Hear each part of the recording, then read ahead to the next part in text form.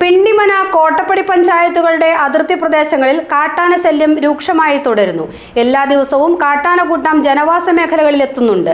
രാത്രിയിൽ ഉറക്കമിളച്ച് കാത്തിരുന്നാണ് ജനങ്ങൾ ആനകളെ തുരത്തുന്നത്. കോട്ടപ്പാറ വനത്തോട് ചേർന്ന് കിടക്കുന്ന പിണ്ടിമന, കോട്ടപ്പടി പഞ്ചായത്തുകളിൽ നിരവധി ജനവാസ മേഖലകളാണ് കാട്ടാന ഭീഷണി നേരിടുന്നത്. വർഷങ്ങളായി നിലനിൽക്കുന്ന ഭീഷണി സമീപകാലത്ത് വർദ്ധിച്ചിരിക്കുകയാണ്.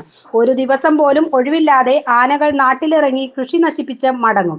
രാത്രിയിൽ ആനകളെത്തുന്നത് എപ്പോഴെന്നറിയില്ല. ഒച്ചവെച്ചും പടക്കം പൊട്ടിച്ചും ടോർച്ചടിച്ചുമെല്ലാം ആനകളെ തുരത്തി പരമാവധി വിളകളെ സംരക്ഷിക്കാൻ ഉറക്കമൊഴിച്ച് കാത്തിരിക്കുകയാണ് പല വീട്ടുകാരും.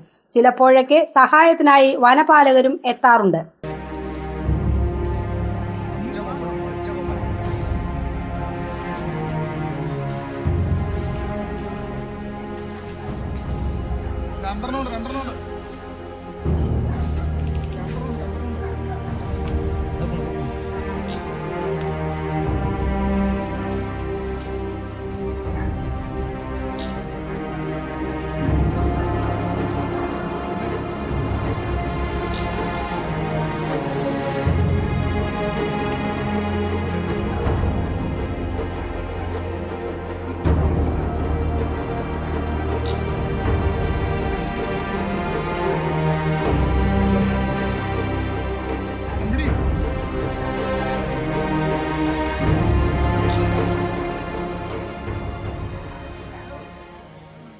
പല കൂട്ടങ്ങളായാണ് ആനകൾ എത്തുന്നത്.